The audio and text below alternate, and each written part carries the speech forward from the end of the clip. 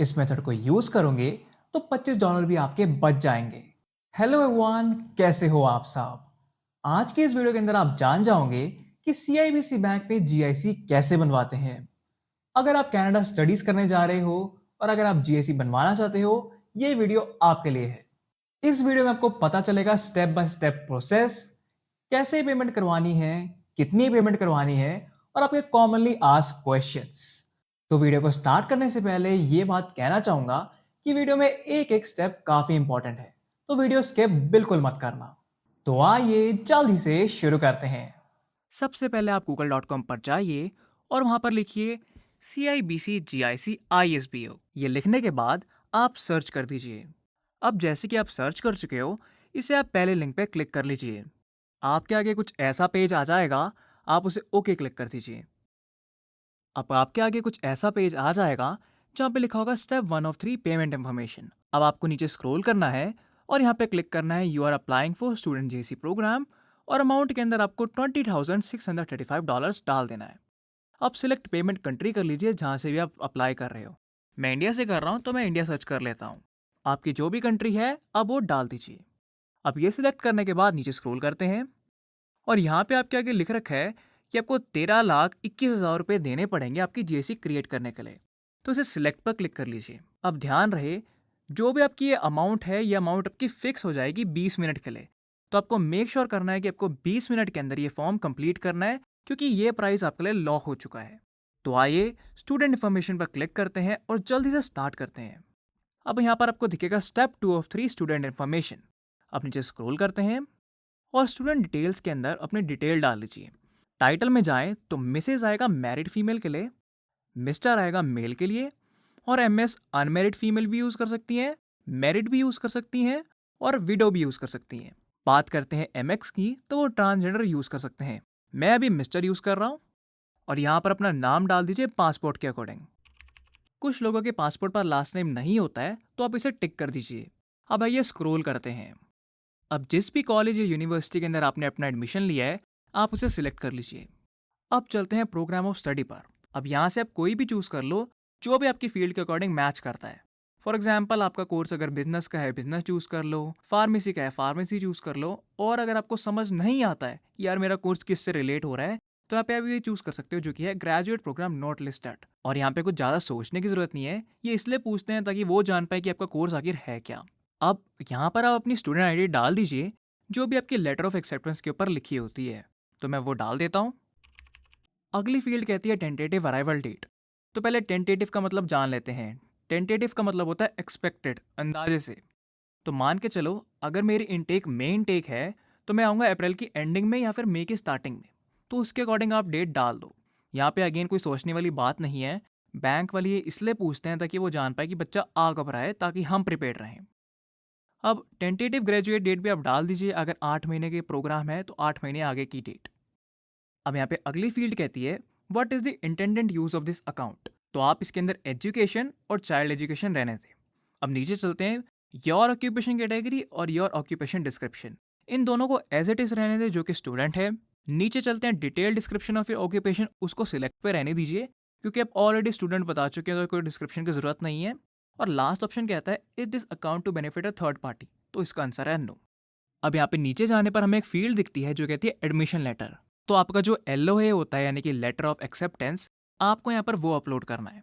अब कुछ बच्चे कंफ्यूज होंगे एडमिशन लेटर के बारे में कि यार ये क्या चीज़ है। तो ये वो लेटर होता है जब आप फीस भर देते हो तो कॉलेज वाले आपको ईमेल करते हैं कि ठीक है जी, ये आपका एलओए है और आप इसे रख लीजिए, आपकी फीस हमारे पास आ चुकी है, आप इसे यहाँ पर अपलोड कर दीजिए।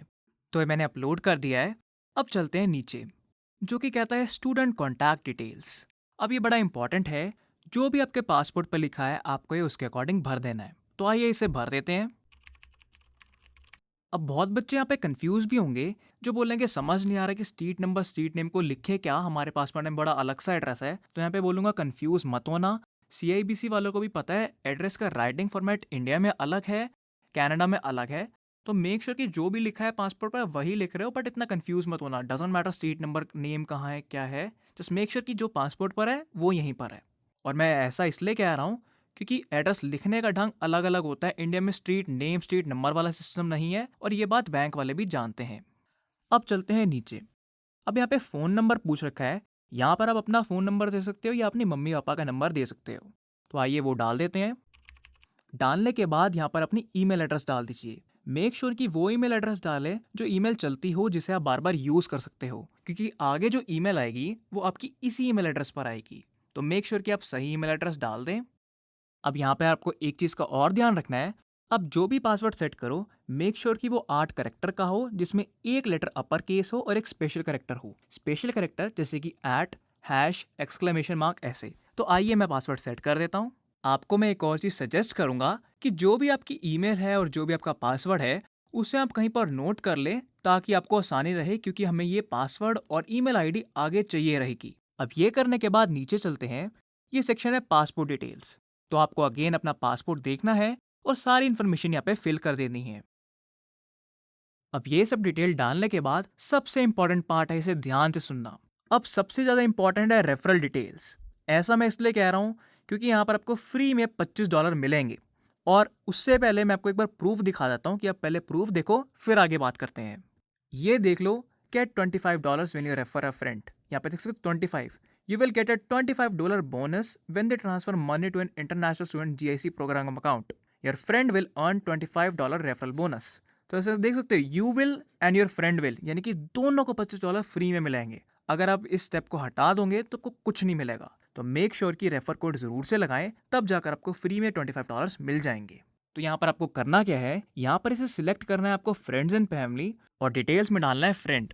अब इसके अंदर आपको are you applying to referral program में यस करना है, और यहाँ पर आपको ये ईमेल डाल देनी है जो कि है yashgdps@gmail.com। तो मेक श्योर करना कि आप ये ईमेल एड्रेस डाल रहे हो ताकि ये फ्री में पैसे कमा पाओ। अब आइए नीचे चलते हैं। ये कहता है additional info for INR A2 forms. अब यार ये क्या चीज़ है? GIC के अंदर आपको करना क्या है कि भैया पैसे भी ट्रांसफ़र करोगे तो जोन से अकाउंट से आप ट्रांसफ़र करोगे, आपको यहाँ पर वो डिटेल्स डालनी है। तो यहाँ पे सर्च कर लो। और आपको एक बात बता दूँ, ये बहुत बार काफ़ी स्लो काम करता है, तो आपको यहाँ पे थोड़ा पेशेंस रखना है। यहाँ पे सारे बैंक लिस्टेड हैं, बट थोड़े लोड होने में थोड़ा टाइम लगाती हैं। तो फॉर एग्जांपल मैंने ये चूज़ कर लिया है। मैं अपना अकाउंट नंबर भी यहाँ पे डाल देता हूँ, और same goes for pan number. अब यहाँ पे आपको याद रखना है, यहाँ पर आपको अपना खुद का पैन अकाउंट नंबर डालना है, अपने फादर मदर का नहीं डालना है। बट इनकेस अगर आपके पास अपना नहीं है तो आप फादर मदर का भी डाल सकते हो, बट सबसे प्रायोरिटी अपनी रखें कि अपना ही डालें। नीचे स्क्रॉल करते हैं, इसको टिक कर देते हैं यस। इसके अंदर आपको नो ही रहने देना है। इसके अंदर आप टिक कर दीजिए, दोबारा टिक, इसको भी टिक। अब चलते हैं पेमेंट समरी पे। पेमेंट समरी पे क्लिक कर देते हैं। अब यहाँ पे स्टेप 3 आउट ऑफ 3 समरी खुल जाएगा। अब यहाँ पे आपको करना क्या है, आपको सारी अपनी इन्फॉर्मेशन चेक करनी है कि वो सही है या नहीं है। आप इसे स्क्रॉल करके चेक कर लीजिए, और चेक करने के बाद इन दोनों को टिक करके सबमिट पर क्लिक कर दीजिए। अब सबमिट करने के बाद आपके आगे कुछ ऐसी स्क्रीन आ जाएगी जिसके ऊपर एक रेफरेंस कोड भी लिखा होगा GIC का। आप फॉर्म को कंप्लीट करने के बाद आपको 5 से 10 मिनट के अंदर एक ऐसी ईमेल आ जाएगी जैसे आप स्क्रीन पर देख पा रहे हो, जिसके अंदर आपको सब्जेक्ट मिलेगा CIBC international student banking offer application received, और आपका यूनिक GIC नंबर भी होगा साइड में। उसके अंदर आप ये देख पाओगे कि आपको कितने पैसे जमा करवाने हैं, वायर की ट्रांसफर डेडलाइन क्या है और रेफरेंस कोड क्या है। तो आप ये सब देख पाओगे। ये था आपका स्टेप 1। अब चलते हैं स्टेप 2 की तरफ। स्टेप 2 के अंदर आपको एक ऐसी ईमेल आएगी जिसका सब्जेक्ट होगा CIBC international banking offer action required. अब आपको एक ऐसी ईमेल आ जाएगी जैसे आपको स्क्रीन पर दिख रहा है। सारी डिटेल्स इसके अंदर मेंशन्ड है कि कब आपको पेमेंट करवानी है, कितने पैसे आपको जमा करवाने हैं। अब आप इसे ध्यान से देखें, यहाँ पे लिख रखा है how to download your payment instructions. अब आपको यहाँ पर एक लिंक दे रखा है, आपको इस लिंक के ऊपर क्लिक करना है, और क्लिक करने के बाद एक ऐसा पेज खुल जाएगा। अब इस पेज के अंदर आपको वही ईमेल आईडी और पासवर्ड डालना है जो कि आपने पहले सेटअप किया था और जिसको मैंने बोला था आप नोट डाउन पेपर पर कर लें। अब ये वहाँ पर डालने के बाद आपको साइन इन पर क्लिक करना है। अब जब आप साइन इन कर लोगे, आपके आगे कुछ ऐसा पेज आ जाएगा, और यहाँ पर आप अपने अगर आप राइट में देखोगे आपको 3 ऑप्शन दिखेंगे, view details, print instruction sheet और अपलोड डॉक्यूमेंट। आपको प्रिंट इंस्ट्रक्शन शीट पर क्लिक करना है और आपके आगे एक डॉक्यूमेंट डाउनलोड हो जाएगा। तो अब मैं आपको शो करता हूँ वो डॉक्यूमेंट दिखेगा कैसे। तो वो डॉक्यूमेंट कुछ ऐसा होगा जिसके अंदर आपको लिखा होगा कि आपकी ये डिटेल्स हैं, कब तक पेमेंट करनी है और कहाँ पेमेंट करनी है। आप देख सकते हो जैसे इसके अंदर यहाँ पर लिख रखा है कि आपको यहाँ पे जमा करवाना है जो कि स्टार्टेड चार्टर बैंक में, अमाउंट इतनी है, बेनिफिशियरी आईएफएससी कोड इतना है, ये वो। अब यहाँ पे मैं एक चीज़ बताना चाहूँगा, जैसे कि यहाँ पे अमाउंट दे रखी है 13,24,539 रुपीज़.44 सेंट्स। कुछ बच्चे क्या करते हैं, वो ना 44 सेंट्स को इग्नोर कर देंगे और 539 रुपीज़ डिपॉजिट करवा देंगे। तो आपको ये नहीं करना है। या तो आप 1 रुपये ऊपर करवाओ यानी कि 540, या फिर आप एक्सैक्ट कराओ जो कि 539.44। तो मेक श्योर करो कि जो ये 44 सेंट्स जो भी हो सेंट्स में अमाउंट, वो भी आपको पे करनी है। ज़्यादा कर दोगे तो कोई प्रॉब्लम नहीं है, कम पे करोगे तब प्रॉब्लम है। अब एक और बात तो मैं बताता हूँ जो कि काफ़ी इंपॉर्टेंट है। तो यार जब आप पेमेंट अपनी करवाओगे, मेक श्योर करना कि जो भी आप एनईएफटी या आरटीजीएस करवाते हो उसके अंदर एक कमेंट सेक्शन में हो जो कि लिखा होगा ISBO 2024 और GIC का यूनिक कोड। ये तो खैर मेरा कोड है GIC 210। आपका जो भी यूनिक कोड होगा वो आपके पेमेंट सेक्शन लेटर के ऊपर लिखा होगा। आपको ये दोनों को डालना है कमेंट सेक्शन में, और ये जाके सीधा आप बैंक मैनेजर को ही कहना, क्योंकि आगे जो बंदे बैठे होते हैं वो इतने ट्रेंड नहीं होते हैं और वो आलसी होते हैं, वो करते नहीं है। तो बैंक मैनेजर के साथ डायरेक्ट जाओ, उन्हें बोलो कि भाई ये दोनों चीज़ें मेरे कमेंट सेक्शन में डालो। उनको अगर नहीं समझ आता कमेंट सेक्शन क्या है तो उन्हें बताओ फील्ड 70 के अंदर ये डाल दो। तो ये मस्त है, इसे आपको ज़रूर से ज़रूर करना है। अगर मान के चलते हैं बाय यानी कि समझ ही नहीं आता यार इसे डालना कहाँ है, तो इसके अंदर डालने का रीज़न मैं आपको बताता हूँ। रीज़न ये है, बैंक आपके फंड इजीली ट्रैक कर लेता है। अगर आप इसे नहीं भी डालोगे तो भी चलेगा, बट इससे बैंक को आपके फंड ट्रैक करने में थोड़ा टाइम लगेगा। तो अगर चाहते हो कि 2 से 3 दिन के अंदर आपको कंफर्मेशन आ जाए कि इनके पास पैसे आ गए, आपका सर्टिफिकेट जनरेट हो जाए, तो ये डलवा दो। और ये सारी चीज़ें आप नीचे भी देख सकते हो जो कि लिखा है please send RTGS/NEFT transfer to standard chartered bank and ensure the following information is included, क्योंकि ये missing information will result in a delay in the processing payment. तो ये सारा प्रोसेस है। यहाँ पर बैंक जाके आप जब पैसे करवा दोगे आपका सारा काम खत्म हो चुका है, बैंक का आगे का काम है। अब चलते हैं आगे क्या कैसा रहेगा। अब जैसे कि हम मान के चलते हैं आपने पेमेंट करवा दी है, तो आपको वेट करना है। आपको 2 से 4 दिन वेट करना है, और वो बिजनेस डेज यानी कि मंडे टू फ्राइडे। उसके बाद आपको एक ऐसी ईमेल आएगी जिसका सब्जेक्ट होगा CIBC international student banking offer wire transfer received. तो उसके अंदर लिखा आ जाएगा कि ठीक है, हमें आपकी अमाउंट रिसीव होगी है, आपका रेफरेंस कोड ये है और स्टेटस इसका प्रोसेस्ड है। अब आपको करना क्या है, यहाँ पर वही URL दे रखा है, इसे आपको क्लिक करना है, और क्लिक करने के बाद आप दोबारा इस पेज पर पहुंच जाओगे। यहाँ पर आप दोबारा लॉग इन कर लीजिए अपने डिटेल्स के साथ। यहाँ पर जब आप जाएंगे आपको व्यू डिटेल्स पे क्लिक करना है, और व्यू डिटेल्स क्लिक करने के बाद थोड़ा स्क्रॉल कर लीजिए और नीचे आपको 2 चीज़ें दिखेंगी, एक है वेलकम लेटर और एक है इन्वेस्टमेंट एडवाइस लेटर। अब आप इन दोनों को क्लिक करोगे तो दोनों की डाउनलोडिंग स्टार्ट हो जाएगी, और दोनों को डाउनलोड कर लीजिए। अब आगे चलते हैं और इसके यूसेज दिखा देता हूँ कि किस लिए चाहिए रहेंगे और दिखते कैसे हैं ये। तो ये देखो, ये आपका वेलकम लेटर रहेगा। इसके अंदर आपको क्या करना है कि जब आप कनाडा आ जाओ, मेक श्योर कि आपके पास इसका प्रिंट आउट हो। आप इसका black and white print out करवा लो और अपनी CIBC की ब्रांच में चले जाओ ये लेकर। तो बैंक वाले इसको देखकर आपकी GIC एक्टिवेट कर देंगे। अब ये है आपका इन्वेस्टमेंट एडवाइस लेटर। अब जो ये लेटर जनरेट होगा, इसको आपको अपनी स्टूडेंट एप्लीकेशन के अंदर डालना है जब आप वीज़ा अप्लाई करोगे, तो ये तब काम आएगा। बस इसे डाउनलोड कर लो, और जब आप वीज़ा फाइल करोगे तो आपको वहाँ पर अटैच करना है, जिससे प्रूव हो जाएगा कि ठीक है आपकी GIC बन चुकी है और आपका काम खत्म है GIC वाला। अब चलते हैं सबसे इंपॉर्टेंट चीज़ की तरफ, जो कि है Q&A, जिसके अंदर आपके सवाल जवाब का मैं जवाब दूंगा। तो आइए चलते हैं। अब पहला क्वेश्चन तो ये है, is there any service fee और other fee while creating a GIC account in Canada? तो भाई आंसर है नहीं, कुछ एक्स्ट्रा नहीं देना आपको। जो आपके पेमेंट इंस्ट्रक्शन शीट पर अमाउंट लिखी है वो एग्जैक्ट आप भर दो। उसके अलावा आपको 1 भी रुपये कहीं कुछ नहीं देना। वो बात अलग है, एजेंट्स इस चीज़ के भी पैसे लेते हैं, आपको लूटने की कोशिश करते हैं, और मेरा मेन पर्पस यही है कि आप वीडियो देख के खुद काम करो और किसी को एक्स्ट्रा क्यों देना यार। नेक्स्ट क्वेश्चन की तरफ चलते हैं। How would I get free 25 Canadian dollars? ये कोड है yasgdps@gmail.com। इसे एंटर कर देना रेफर सेक्शन के अंदर।